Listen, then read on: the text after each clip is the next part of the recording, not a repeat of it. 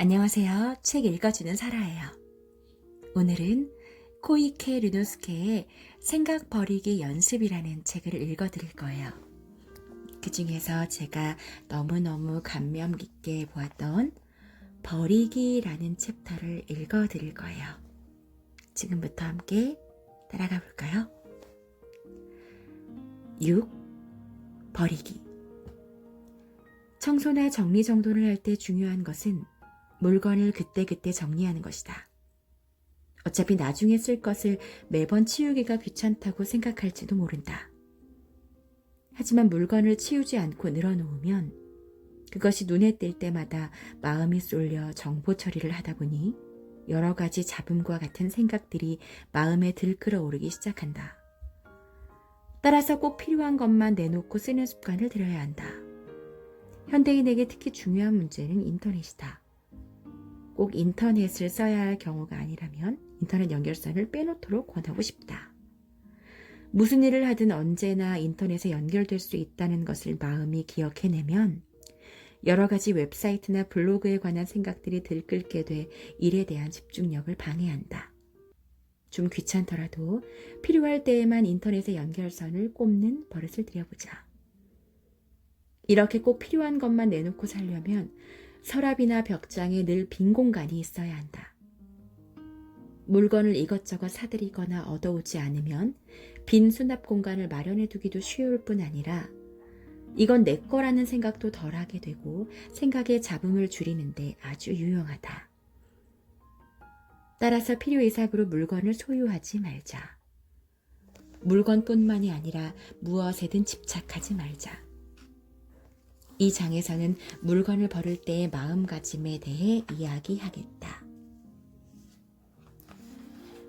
잃어버리는 게 두렵다는 생각이 부담을 증가시킨다. 우선 물건을 소유한다는 의미부터 살펴보자. 첫 번째 조건은 마음이 그것을 강렬하게 기억하고 있다는 것이다. 그리고 두 번째 조건은 그것을 잃어버리는 것에 대한 강한 저항을 기억하고 있다는 것이다. 마음을 잘 들여다보면 이 두 가지 사항으로부터 소유하다가 성립된다는 것을 알 수 있다. 무언가를 잃어버릴까봐 공포감과 저항감을 느끼기 전에 애초부터 그것을 기억하지 않으면 아무런 문제도 없다. 자기가 가지고 있는지 모르는 것에 대해 잃어버리면 안 된다는 생각은 하지 않을 것이다. 자신이 가지고 있는지 아닌지 모르는 돈에 대해 잃어버리면 안 돼, 낭비하면 안 되라고 전전긍긍하지는 않을 것이다. 또 자신이 가지고 있는지 그렇지 않은지를 모르는 자전거에 대해 잃어버리고 싶지 않아 라고 생각하는 일도 없을 것이다. 즉, 소유하고 있으면 굳이 의식하지 않아도 우리 마음이 늘 이것은 내 것이다, 잃고 싶지 않다라고 기억하고 있다. 그리고 그런 기억이 잡음과 같은 생각을 일으키며 무의식에서 마음을 어지럽힌다. 우리는 욕망에 쫓겨 불필요한 것을 쌓아두는 경향이 있다. 두 번 다시 읽지 않을 책을 서가에 늘 꽂아두고 필요 없어 보이는 것도 거의 버리지 않는다. 버리기는커녕 필요 없어 보이는 것들이 점점 쌓여만 간다. 이런 잃어버리고 싶지 않다는 충동이 항상 마음에 부담을 준다. 예를 들어 2년에 한 번 정도밖에 입지 않는 옷이나 어린 시절 가지고 놀던 장난감이 벽장 한 구석에 처박혀 있을지도 모른다. 옷은 언젠가 다시 입을지도 모른다. 장난감은 언젠가 다시 꺼내 옛 생각을 하며 추억에 젖을지도 모른다. 언젠가. 그 언젠가는 찾아올지도 모르고 찾아오지 않을지도 모른다.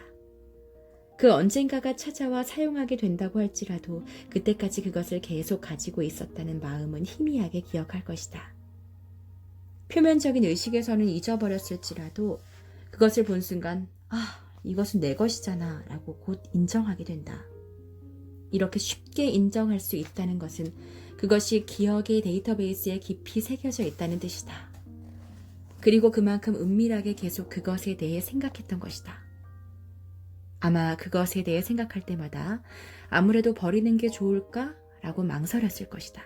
하지만 곧 아니야, 버리다니 말도 안 돼. 언젠가 필요할지 모르잖아. 하며 버리지 않았을 것이다.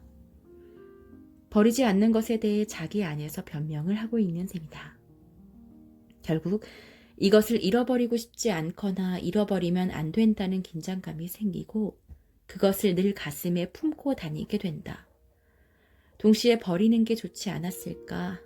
아니야, 버리면 너무 아까워라고 갈등이 생기고 그런 갈등에 자신의 마음을 스스로 올가매게 된다.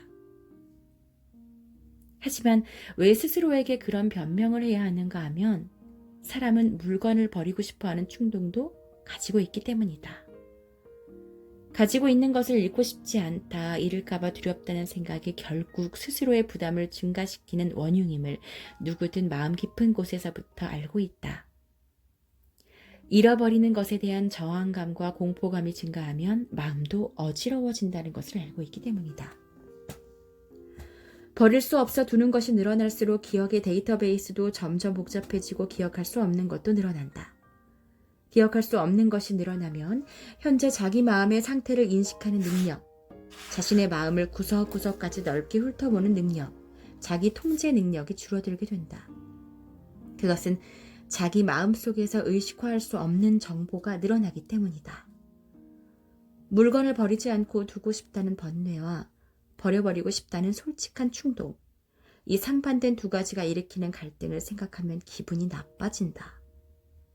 마음이 혼란스러워져 이런 갈등 자체가 싫어지면 더 이상 생각하고 싶지 않다는 기분이 되어 서랍이나 벽장 한 구석에 처박아 놓을지도 모른다.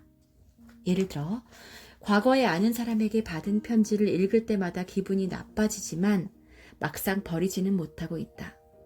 추억이 서린 물건이기 때문에 그런 것일지도 모른다. 일단은 그것에 대해 생각하고 싶지 않기 때문에 서랍 한 구석에 넣어두고 다음에 버리든가 하자고 생각하며 잊어버릴 작정이다. 하지만 이것은 큰 착각이다. 잊어버릴 작정이었다 해도 마음은 그것에 대해 계속 생각하며 어떻게 할까 하고 고민 중이다. 사실 이것은 아주 위험한 일이다. 무명의 영역을 키우는 것이기 때문이다. 무명이란 진리의 빛이 비추어지지 않은 혼란한 상태이다. 마음속에 있는 진정 어두운 영역이다. 스스로 자신이 보이지 않는 영역을 늘려가는 것이기도 하다. 이 무명이란 영역은 욕망에 따라 물건을 점점 더 많이 소유하고 집착할수록 점점 더 커진다.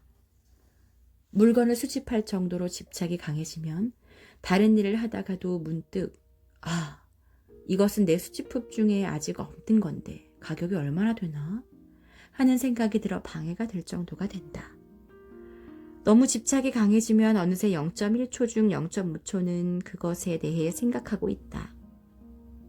또 그런 식으로 쌓여가다 보면 1시간 중 30분, 1년 중 6개월, 10년 중 5년으로 점점 늘어나 결국 인생의 절반을 그것을 생각하며 낭비하게 된다. 또 이처럼 물건을 늘려가며 집착하는 것은 눈앞의 현실을 바로 볼 수 없게 만드는 안개를 만들어내는 일이기도 하다. 눈앞에 안개가 끼면 지금 내가 해야 될 일은 무엇인가? 자신에게 적절한 일은 무엇인가? 자신이 어떤 사람이 되면 좋은가? 어떤 식으로 이야기해야 좋은가?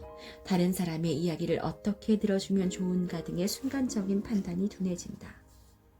그런데 왜 사람들은 물건을 수집하고 돈을 모으는 데 열중하는 것일까? 일단은 그것을 가지고 있지 않을 때보다 가지고 있을 때 자신의 가치가 올라간다고 믿기 때문이다. 자신이 가치 있는 사람이라는 느낌이 들면 마음도 편해진다.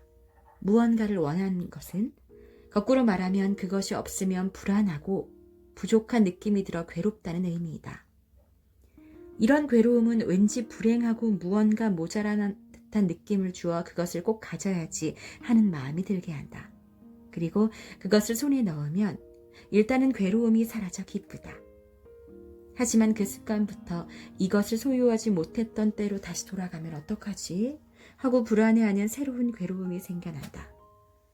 또 그에 이어 그럼 안 되지 라는 강한 반발심이 생기면서 마음을 크게 자극한다. 이제 마음은 그것을 소유하고 있다는 사실을 강렬하게 의식하는 단계에 이른다. 따라서 스스로 깨닫든 그렇지 못하든 원하는 것을 손에 넣은 뒤에는 마음의 괴로움이 새겨지고 늘 강한 안개가 발생하게 된다. 잃어버리지 말고 계속 가지고 있어야 한다는 새롭고 더욱 강렬한 고통에 사로잡히게 된 것이다. 이런 일이 자꾸 반복되면 욕망의 업이 쌓여간다. 욕망의 업이 쌓이는 동안 단순히 무욕만이 늘어나는 게 아니라 다른 욕망들로 변해서 발전하기도 한다. 예를 들어 물질을 소유하려면 욕망이 커지는데 사람을 대할 때에도 자신의 욕망을 상대에게 강요하는 욕망으로 변해서 나타난다. 가족, 친구, 동료, 연인 혹은 적대 관계에 있는 사람에게까지도 나를 이렇게 대해달라. 나를 대할 땐 이러이러한 태도를 갖추어 달라. 이렇게 요구하는 일이 많아진다는 의미이다. 따라서 무분별하게 소유하는 물질을 늘려가면 반드시 인격도 나빠진다. 결국 자신의 가치를 늘려 안정시키기 위해서 소유하는 물질을 늘리려 했는데 아이러니하게도 오히려 그것 때문에 인격이 점점 불안정 상태가 된다. 일반적으로 호화로운 대저택에 살거나 돈이 많은 사람들이 정신적으로 불안정해 사생활이 순탄하지 못한 경우가 많다. 그것은 마음에 항상 괴로움이 있고 시야를 가리는 안개가 거치지 않기 때문이다. 오늘은 여기까지. 구독과 좋아요는 사랑입니다.